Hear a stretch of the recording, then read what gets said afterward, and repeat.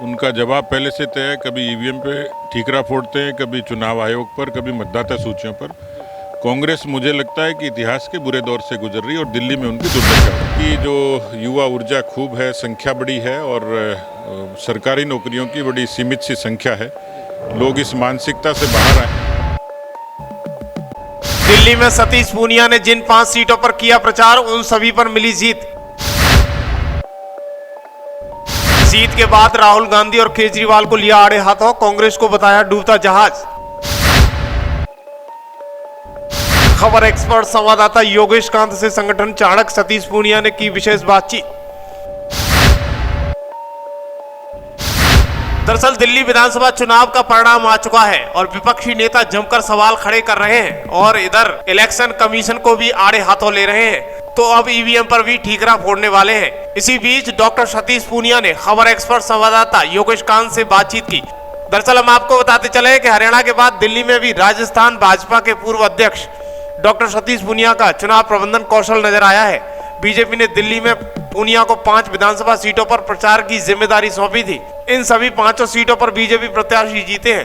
दरअसल भाजपा केंद्रीय नेतृत्व ने सतीश पूनिया को जाट बाहुल नजफगढ़ जिले की 5 विधानसभा सीटों की चुनाव प्रबंधन की जिम्मेदारी सौंपी थी।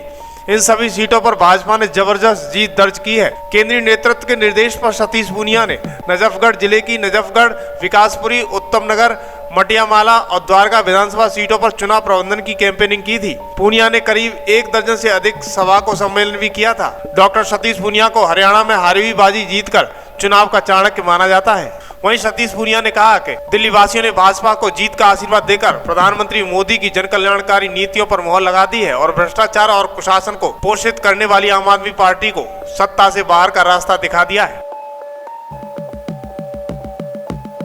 डॉक्टर सतीश पूनिया जी हैं वो है, लेकिन राहुल गांधी ने एक बार फिर से सवाल खड़ा कर दिया है। सर, राहुल गांधी ने कहा है कि मतदाता सूची में गड़बड़ी की गई है और इस बार चुनाव पर गलत परिणाम आने के चलते उन्हें मतदाता सूची दी जाए। वो चुनाव के परिणाम के बाद की रिहर्सल कर रहे हैं क्योंकि कांग्रेस को हारना है और उसकी तैयारी कर रहे हैं। उनका जवाब पहले से तय है। कभी ईवीएम पे ठीकरा फोड़ते हैं, कभी चुनाव आयोग पर, कभी मतदाता सूचियों पर। कांग्रेस मुझे लगता है कि इतिहास के बुरे दौर से गुजर रही है और दिल्ली में उनकी दुर्दशा होगी। बार बार ये आरोप प्रत्यारोप क्यों करते हैं? क्या बात है, इनको जनता के बीच मेहनत करने का टाइम नहीं मिलता है या फिर बस विपक्ष पे आरोप रहता है?